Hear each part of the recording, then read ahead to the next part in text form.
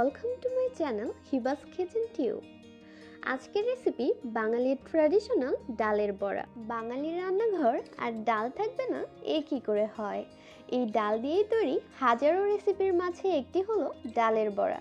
এই সাধারণ রেসিপিটি বাঙালির ধোয়া ওঠা ভাতের সাথে পরিবেশনায় যুক্ত করে এক ভিন্ন মাত্রা। আমার আজকের রেসিপিটি থাকছে বিগিনার ভাই আপুদের জন্য, যারা নতুন রান্নাবান্না শুরু করেছেন। চলুন তাহলে দেখে নেই আজকের উপকরণগুলো।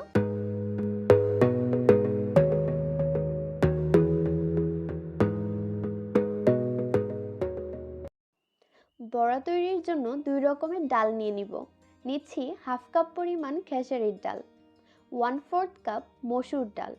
শুধু খেসারির ডাল দিয়েও চাইলে তৈরি করতে পারেন। 3 কাপ পরিমাণ পানি দিয়ে 15 মিনিটের জন্য ভিজিয়ে রাখতে হবে।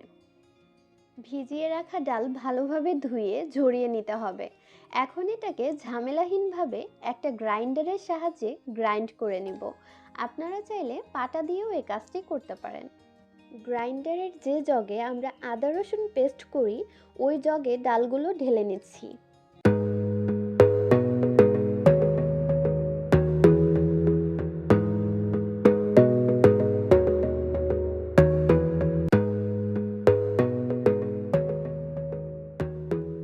দিয়ে দেব 6 থেকে 7টা কাঁচামরিচ।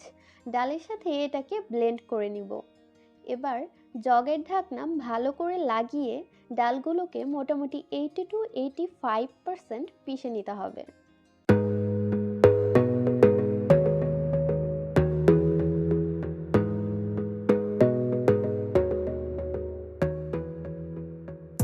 অল্প কিছু সেকেন্ড গ্রাইন্ড করে ঢাকনা খুলে উপরের ডাল নিচে এবং নিচের ডালগুলোকে উপরে করে দিতে হবে।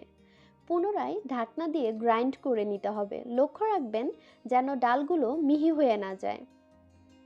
দেখতেই পাচ্ছেন কিছু ডাল আধ ভাঙা হয়ে আছে, সম্পূর্ণরূপে ব্লেন্ড হয়নি।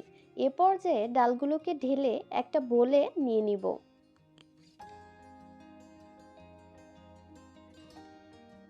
এখন একে একে কিছু মশলা অ্যাড করে নিব।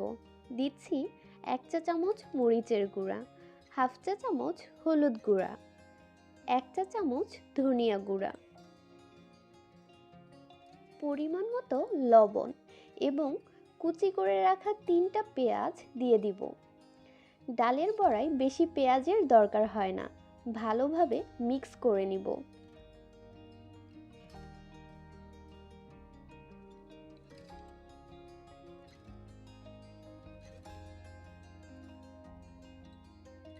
সবশেষে দিয়ে দিচ্ছি 1 চা চামচের কম রসুন বাটা। রসুন বাটার পরিবর্তে রসুন কুচিটাও দিয়ে দিতে পারেন।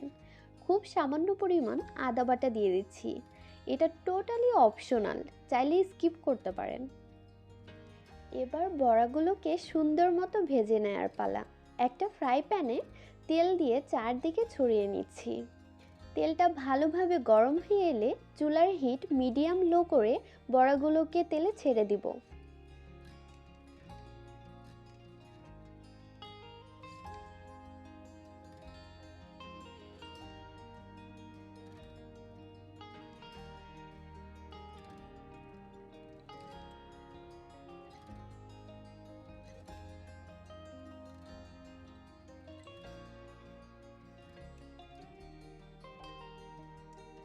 আমি 2 ব্যাচ করে সবগুলো বড়া ভেজে নিচ্ছি।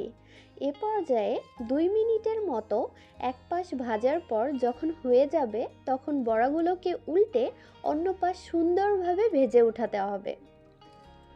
আমার বড়াগুলো ভাজা হয়ে গেছে। গরম ভাতের সাথে বড়াগুলো খেতে অসাধারণ লাগে। ভিডিওটি ভালো লাগলে চ্যানেলটি সাবস্ক্রাইব করে পাশে থাকবেন। ধন্যবাদ।